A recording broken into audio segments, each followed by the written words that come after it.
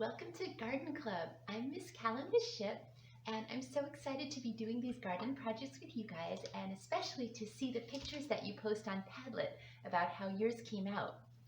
So today we're going to start out with growing some scallions or green onions. We're going to plant these scallions, and when you plant scallion roots, they actually grow new scallions. Okay, so I'm going to pick the ones that have some good roots on them.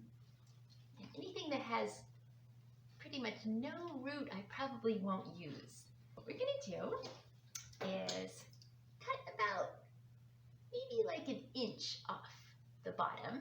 And then when we plant these little roots grow and more scallion greens grow up from the top. And they just keep doing that. So after they've grown a bit, you can trim them, you can eat that part, and then they'll grow more scallions again. So this is one of the easiest little veggies that you can grow at home. So get some of your potting soil and put it in your pot. I have a piece of newspaper down on the table here, or you could do this outside, but the newspaper keeps the nest kind of contained, and then you can just throw that out at the end. Let me see, does my potting soil feel a little dry? It is. So before we even plant our scallions, we're going to get our soil a little bit wet. I'm going to take just a little water, pour that in there, just a little bit, and we're going to stir it around with your trowel. So I'm just going to use this garden tool here. Stir this around. We'll get the soil nice and moist, but not too wet. Just add a little water. Now the soil is almost up to the top of the pot, but not quite up. And I'm going to trim all my little scallions about 1 inch. I've got, let's see, one. This one's good. 2. So I'm going to go with 4 scallions. And now you just poke a little hole with your finger and stick your scallion in with the root side down, of course. And then you're going to let the little top poke up a bit. So they look about like that. Now what you can do is take your mister and fill it with some tap water, and then you can just kind of spray the top a little bit, just to kind of make sure they're nice and moist on the top and sort of settled down into the soil. Now we get to label it, so we're going to put a tag in. We're going to write down scallions or green onions, and we're going to write down the date that we planted them, so when we check on it we can see how they're doing. I have scallions and the date, and I'm going to stick that right in my little pot. And now we can take our Ziploc bag and we can create a little mini greenhouse for the scallions. This will be good for when they're just getting started, because right now they don't have much root, so they could dry out on the top, and we want to keep them really moist and warm. So what we can do is take our little Ziploc and put it over top. We're not going to zip it shut, we're going to leave it loose. But when we put this in the window, it will keep it a little bit moist and a little bit warm, but at the same time let some air in. And so we can keep this gallon bag on for, 4 or 5 days or maybe a week. And once the scallions get really established and start to grow, we can take it off. So now the only thing left to do is to set your scallions in a sunny window. They will do better if they get a little bit of sun, or at least a bright window. So you're going to set them in there just like this with their bag, and then every day just check on them and see if they're feeling a little bit dry. And if they're feeling a little bit dry, give them a spritz. If you have a really warm home or a warm window, you might find that they're very dry. In that case, give them a little bit of water. Or if you check them and you find out that they're super moist and it looks like it's kind of getting muddy in there, then don't water them at all. They won't really need water every day, but you can check on them every day and see how they're doing. There you go, so that's your scallions. So what do plants actually need to grow? I think we've seen some things right here. In fact, I think we've seen everything right here.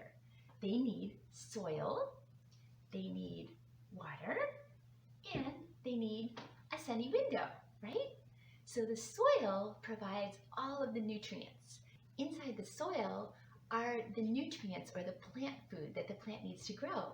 And the 3 main nutrients are nitrogen, phosphorus, and potassium. And then there are also a lot of little micronutrients like magnesium and calcium and iron, the same kinds of minerals that we need to grow.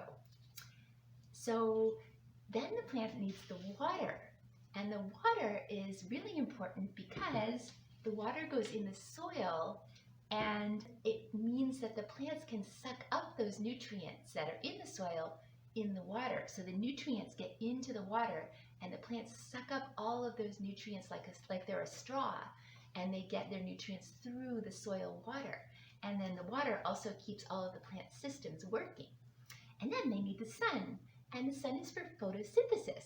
And that's because the plants actually create their own sugar. And they create that from the energy of the sun and the carbon dioxide in the air. And then together with the water and the nutrients that they get from the soil, they make their own sugars, and then they store those as starch. So they're creating food. So of course they're also exhaling what? Oxygen, right? So our scallions have gotten the soil with the nutrients, they've gotten the water so they can suck up the nutrients and do photosynthesis, and then we're going to put them in the sunny window so they can create their own sugars, which is the food which we can eat when we cut our scallion, right? Now the rest of these scallions we can eat in cooking. Now let's make a quick fertilizer. So we're going to make actually a compost tea, and it's going to be a banana peel compost tea. Let's start by taking off our sticker if you have one. We don't really want the plastic in the compost tea. And we're going to peel the banana, and then you can eat the banana for a snack. So we're going to be using the banana peel. So the banana peel is something that we could put in a compost pile, and in the compost pile it will decompose and turn into soil and nutrients that we can feed our plants with.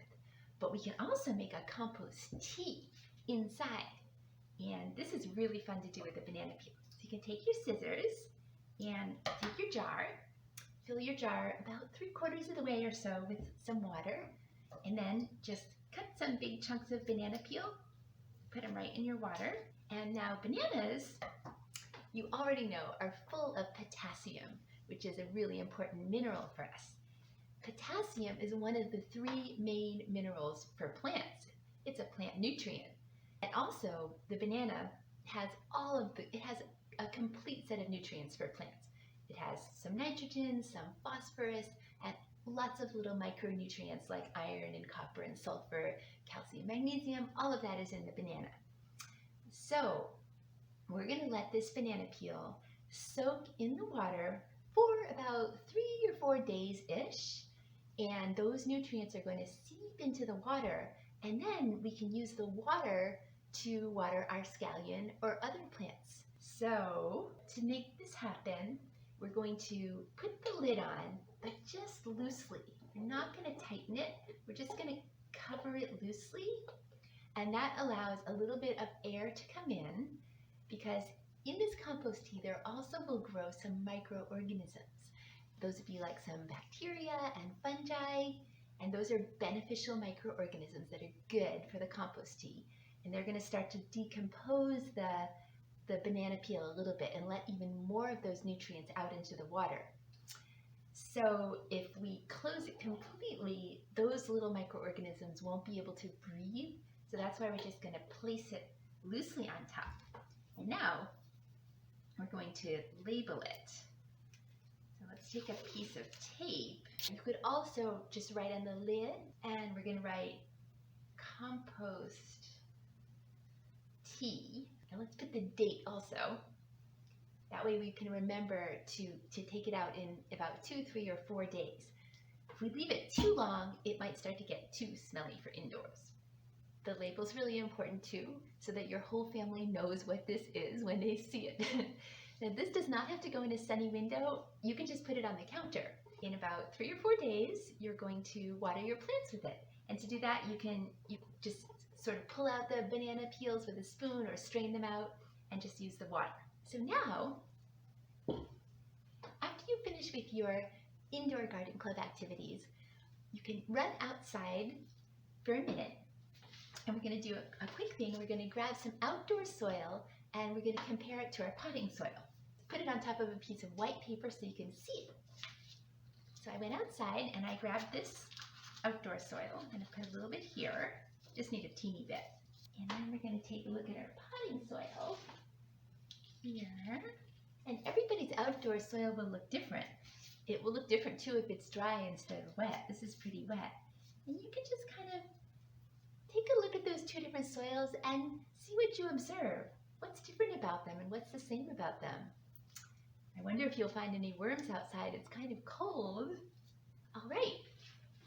I'm very excited for you to post the pictures of your little projects on Padlet so I can see how much fun you're having.